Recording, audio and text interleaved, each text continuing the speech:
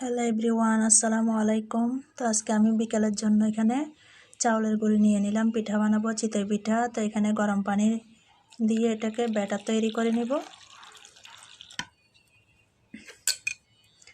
তো চামচ দিয়ে এটাকে ভালো করে নাড়াচাড়া করে নিব।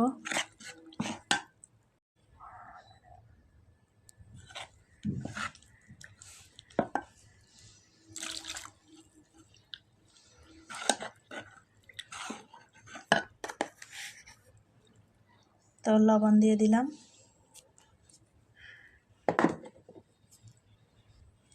তো একটা ডিমও দিয়ে দিলাম।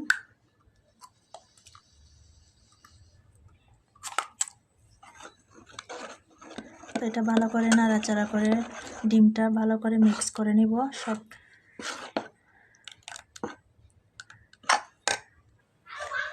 তো এটা আমি তো এটা তৈরি হয়ে গেল। এখন কিছুক্ষণের জন্য ব্যাটারটা আমি রেস্টে রেখে দিব।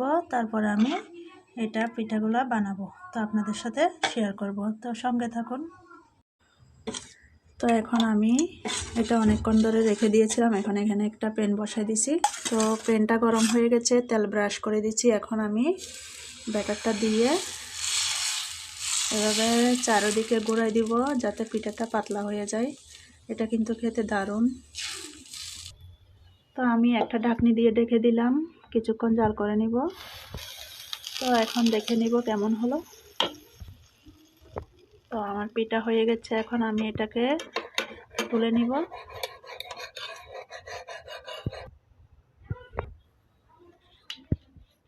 তো একটা প্লেটে নিয়ে নিলাম। তো এভাবে আমি সবগুলো পিঠা বানিয়ে নিব। এটা কিন্তু গরুর মাংস দিয়েও খেতে ভালো লাগে, হাঁসের মাংস দিয়েও খেতে ভালো লাগে। তো ঢাকনি দিয়ে ঢেকে দিলাম। তো এটাও হয়ে গেছে, আমি তুলে নিলাম। তো সবগুলা পিঠা আমি এখানে নিয়ে নিলাম একটা প্লেটের মধ্যে।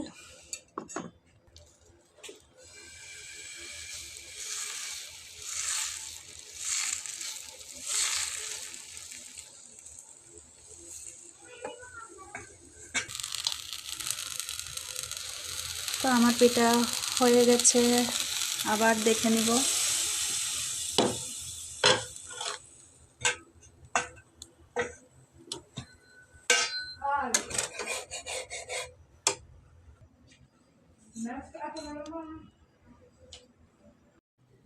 তো আমার পিঠা সবগুলা বানানো শেষ হয়ে গেছে। এখানে আমি খেজুরের গুড় নিয়ে নিলাম পরিবেশন করার জন্য। তো দেখেন নরম তুলতুলে পিঠাটা। তো এখন এটা আমি খেজুরের গুড় দিয়ে খাবো। তো যদি লাইক কমেন্ট শেয়ার করে দিও। ভালো, আল্লাহ হাফেজ।